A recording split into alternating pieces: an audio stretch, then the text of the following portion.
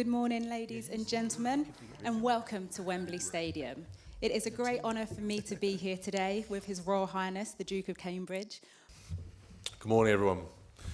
As we heard in the video, football fans tend to be obsessed with physical health in the game.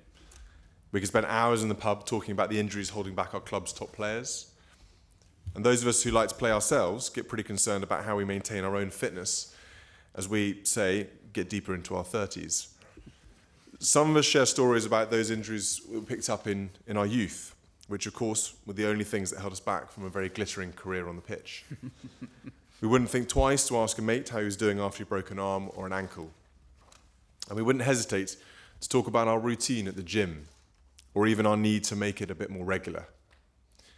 But when it comes to our mental health, we, and by we I mean men in particular, often have nothing to say at all.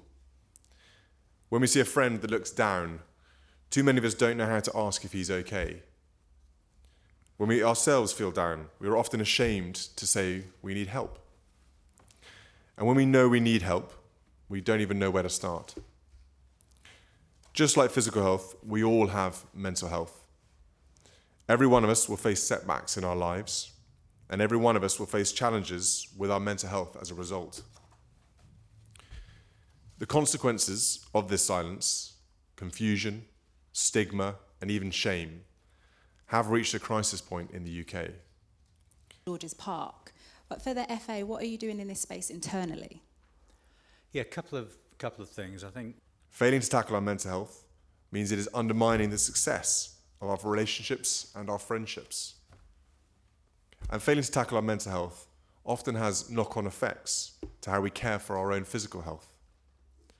When you don't feel well emotionally, you are much less likely to take care of yourself physically. We're here today to take a big step in shattering this silence. We're going to use one of the most powerful, unifying forces in our society, football, to start the biggest ever conversation on mental health. Today we launch Heads Up, a new campaign run by the FA in partnership with Heads Together. It's in our DNA, the highs and the lows. We know about its ability to Over the last 2 years, we've been working behind the scenes to decide the best way to harness the power of football to really change the way men think about mental health. Heads Up will show men that we all have mental health, just like we have physical health. Building on the amazing attitude that led England to the World Cup semi-finals, it will show us all that mental fitness is just as important as physical fitness. And it won't be exclusive to men. Plenty of women love and play football, and our England women's team is about to head off to this year's World Cup.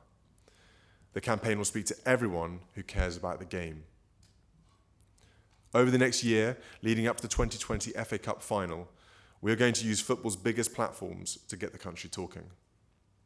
A season-long campaign where we'll be encouraging fans to talk about their mental health.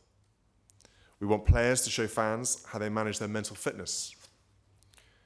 We want to highlight some of the ideas and solutions that fans themselves have developed for tackling their mental fitness. And we want coaches and specialists to share their experiences of how to help other people who are struggling. Your Royal Highness, why do you think that men in this country find it hard to speak out about this? I think, as we found out from the Heads Together campaign, there's still a real stigma around mental health, which we are slowly breaking down, and we're getting better at it. But I think men find that very difficult to talk about stuff that really bothers them. I'd just like to say for the media, just one moment please, if I could just ask you to stay where you are as the press team are going to head in and head you right in the right